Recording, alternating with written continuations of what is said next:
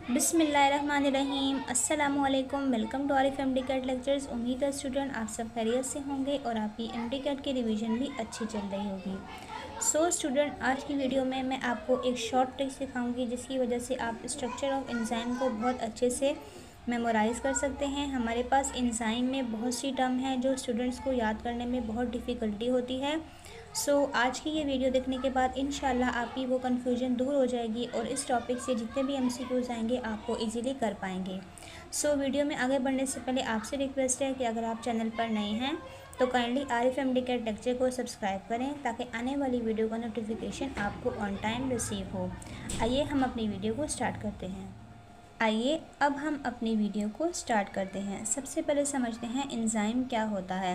Enzyme हमारे पास एक bio catalyst है। बायो कैटालिस्ट क्या होते हैं? लिविंग बॉडी में होने वाले जितने भी रिएक्शन हैं जो उनको कैटालाइज करते हैं उन्हें हम कहते हैं बायो कैटालिस्ट, और वो हमारे पास होते हैं एंजाइम। और एंजाइम हमारे पास ऑर्गेनिक सब्सटेंस है, ये आपने बहुत अच्छे से याद रखना है। ये हमारे से एमसीक्यूज़ में पूछा जाता है कि एंजाइम कौन सा सब्सटेंस है। ऑप्शन बहुत सारे होते हैं, ऑर्गेनिक, इनऑर्गेनिक, मेटालिक। एंजाइम क्या है? ऑर्गेनिक सब्सटेंस है और क्या करता है? Capable of catalysing specific chemical reaction in a living system. Living system में होने वाले केमिकल रिएक्शन को कैटालाइज करता है। कैटालाइज से मुराद या तो उनको स्पीड अप कर देता है या उनको स्लो डाउन कर देता है। एंजाइम का जो वर्ड है, ये टर्म है, फर्स्ट टाइम हमें किसने दी थी? उनका नाम है फ्राइडरिच विल्हेल्म कोहने। इन्होंने 1878 में हमें ये टर्म दी थी एंजाइम के नाम से। एंजाइम हमारे पास दो तरह के होते हैं, प्रोटियो एंजाइम और होलो एंजाइम। प्रोटियो एंजाइम कौन से होते हैं? जो कम्प्लीटली प्रोटीन से बने हुए होते हैं। एंजाइम हमारे पास प्रोटीनियस इन नेचर होते हैं, यानी ये प्रोटीन के बने हुए होते हैं, इनकी नेचर बिल्कुल प्रोटीन जैसी होती है। इस बेसिस पे हमने एंजाइम को दो कैटेगरी में डिवाइड किया है। प्रोटियो एंजाइम जो कम्प्लीटली प्रोटीन पार्ट से बने हुए हों, उन एंजाइम को हम कहते हैं प्रोटियो एंजाइम। होलो एंजाइम कौन से होते हैं? ये हमारे पास एक दूसरा ग्रुप है जिसमें प्रोटीन पार्ट भी होता है और साथ में एक कॉन्जुगेट एंजाइम भी होता है। Protein part and conjugate enzyme या होलो एंजाइम, तो उसे हम क्या कहते हैं? Holo enzyme. यहाँ पे सिर्फ प्रोटीन पार्ट था एंजाइम में, इसलिए हम उसे कहते हैं प्रोटियो एंजाइम। यहाँ पे हमारे पास प्रोटीन पार्ट के साथ एक कॉन्जुगेट एंजाइम भी है या कॉन्जुगेट पार्ट भी होगा। जहाँ पर हमारे पास प्रोटीन पार्ट के साथ एक कॉन्जुगेट हो तो उसे हम कहेंगे होलो एंजाइम। अब होलो एंजाइम जो हमारे पास है वो भी दो कैटेगरीज में डिवाइड है। एक हमारे पास है एपो एंजाइम और दूसरा है कोफैक्टर। एपो एंजाइम हमारे पास कौन से होते हैं? यहाँ पर भी देखें, प्रोटीन पार्ट और कॉन्जुगेट एंजाइम है। होलो एंजाइम में अगर एंजाइम सिर्फ प्रोटीन पार्ट का बना हुआ है तो उसमें जो प्रोटीन पार्ट है उसे हम कहेंगे एपो एंजाइम। सिर्फ प्रोटीन पार्ट की बात की जाए होलो एंजाइम में तो वो क्या होगा? Apo enzyme. और ये हमारे पास क्या है? Conjugate enzyme without cofactor.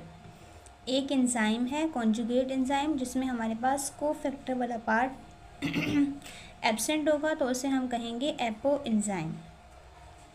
अब हमारे पास कोफैक्टर क्या होता है? कोफैक्टर नॉन प्रोटीन पार्ट है, क्योंकि हमने कहा protein and non protein part. ये जो कॉन्जुगेट वाला पार्ट है ये हमारे पास नॉन प्रोटीन पार्ट है।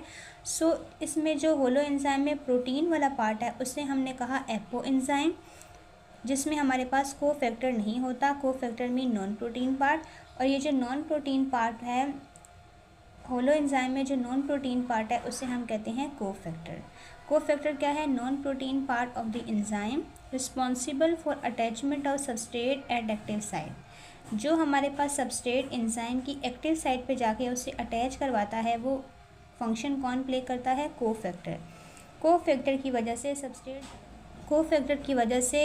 सबस्ट्रेट जो है वो एंजाइम की एक्टिव साइट पे जाके बाइंड होता है और रिएक्शन को परफॉर्म करता है। अब कोफैक्टर भी दो कैटेगरीज में डिवाइड है। एक हमारे पास है ऑर्गेनिक और दूसरा है इनऑर्गेनिक। इन दोनों में से हमारे पास बहुत से एमसीक्यूज आते हैं कि कोफैक्टर ऑर्गेनिक कौन से होंगे और इनऑर्गेनिक। आपने इस बात को अच्छे से मेमोराइज़ करना है कि ऑर्गेनिक हमारे पास कोफैक्टर एक ऑर्गेनिक होते हैं और एक इनऑर्गेनिक होते हैं। सबसे पहले समझते हैं इनऑर्गेनिक को। इनऑर्गेनिक जो कोफैक्टर होते हैं वो हमारे पास मेटालिक इन नेचर होते हैं। अगर आपके पास MCQs आए cofactor that is metallic in nature, तो वो क्या होगा, इनऑर्गेनिक, या inorganic molecules, inorganic cofactors are metallic in nature. ये क्या होते हैं, डिटैचेबल होते हैं। मीन अगर सबस्ट्रेट जाकर एक्टिव साइट पे बाइंड होता है तो फिर वो क्या हो जाता है, रिएक्शन परफॉर्म होने के बाद वहाँ से रिमूव हो जाता है। डिटैचेबल का मतलब है वहाँ से रिमूव हो जाता है। और इनऑर्गेनिक जो हमारे पास को फैक्टर होते हैं, ये क्या होते हैं, एक्टिवेटर, जो किसी भी केमिकल रिएक्शन को स्पीड अप कर दें, जैसे कि मैंगनीज, क्लोरीन, इस तरह की। दूसरा है हमारे पास ऑर्गेनिक मॉलिक्यूल। ऑर्गेनिक को फैक्टर भी हमारे पास दो कैटेगरीज में डिवाइड है, एक को एंजाइम और दूसरा प्रोस्थेटिक ग्रुप। को एंजाइम क्या होते हैं, डेरिवेटिव ऑफ विटामिन्स। ये हमारे पास विटामिन के डेरिवेटिव्स होते हैं। कौन से विटामिन, जैसे कि निकोटीन और फ्लेविन। निकोटीन हमारे पास NAD में होता है और फ्लेविन FAD में होता है। और ये हमारे पास क्या होते हैं, ये भी डिटैचेबल होते हैं, मीन्स सेपरेट हो सकते हैं। और प्रोस्थेटिक ग्रुप हमारे पास क्या होता है, ये कवलेंटली बॉन्डेड होते हैं। ये कवलेंट बॉन्ड बनाते हैं, परमानेंट बॉन्ड। इट्स मीन ये सेपरेट नहीं हो सकते, ये नॉन डिटैचेबल हैं। डू नॉट डिटैचेबल, डिटैचेबल का मतलब होता है अलग नहीं हो सकते। इसके एग्जांपल में हमारे पास है मैग्नीशियम कंटेनिंग फॉस्फोराइलिन ऑफ क्लोरोफिल। ये आपने एग्जांपल अच्छे से याद रखनी है। अब सम अप कर लेते हैं कि आज की वीडियो में मैंने आपको क्या पढ़ाया। आज हमने डिस्कस किया स्ट्रक्चर ऑफ एंजाइम। पहले हमने एंजाइम का कुछ बेसिक इंट्रोडक्शन पढ़ा और ये हमें टर्म किसने दी, उसके नेम को हमने यहाँ पे डिस्कस किया। उसके बाद मैंने आपको बताया कि एंजाइम हमारे पास दो कैटेगरीज में डिवाइड है, प्रोटियो एंजाइम और होलो एंजाइम। प्रोटियो एंजाइम क्या होता है, एंजाइम प्रोटीनियस इन नेचर होते हैं। जो प्रोटीन पार्ट होता है एंजाइम का, जो बिल्कुल पूरा का पूरा एंजाइम प्रोटीन से बना हो, उसे प्रोटियो एंजाइम कहते हैं। और ऐसा एंजाइम जिसमें प्रोटीन पार्ट के साथ कॉन्जुगेट पार्ट हो, मीन नॉन प्रोटीन पार्ट भी हो, उसे हम कहते हैं होलो एंजाइम।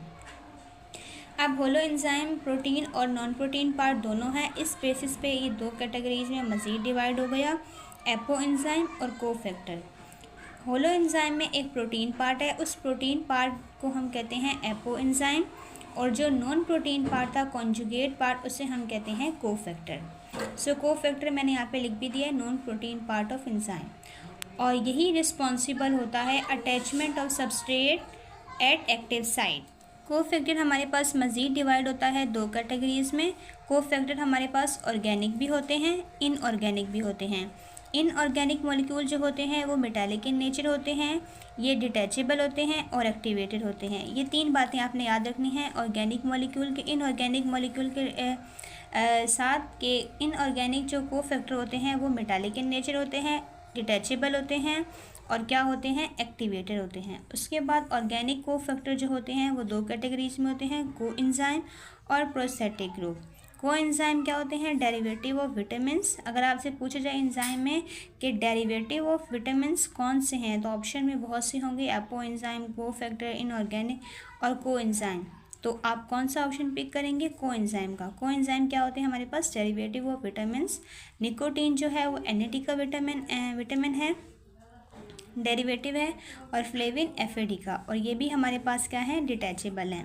लेकिन जो प्रोस्थेटिक ग्रुप है ये हमारे पास नॉन प्रोटीन पार्ट है और ये कवलेंट बॉन्ड बनाता है, परमानेंट बॉन्ड, ये डिटैचेबल नहीं है। ये बात याद रखने वाली है। कोफैक्टर भी डिटैचेबल है, इजीली सेपरेट हो जाता है, और इनऑर्गेनिक भी।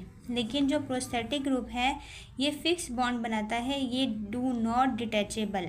और इसकी एग्जांपल अच्छे से याद रखनी है, मैग्नीशियम कंटेनिंग फॉस्फोराइलिन ऑफ क्लोरोफिल। उम्मीद है आज की वीडियो में आपको स्ट्रक्चर ऑफ एंजाइम, इसका बेसिक स्ट्रक्चर और ये क्लासिफिकेशन समझ में आई होगी। अगर वीडियो अच्छी लगी हो तो वीडियो को लाइक करें, चैनल को सब्सक्राइब करें और फ्रेंड्स के साथ भी शेयर करें। RFMD कैट लेक्चर्स की बेस्ट विशेज़ हैं आप सबके लिए। मिलते हैं नेक्स्ट वीडियो में, तब तक के लिए अल्लाह हाफिज़।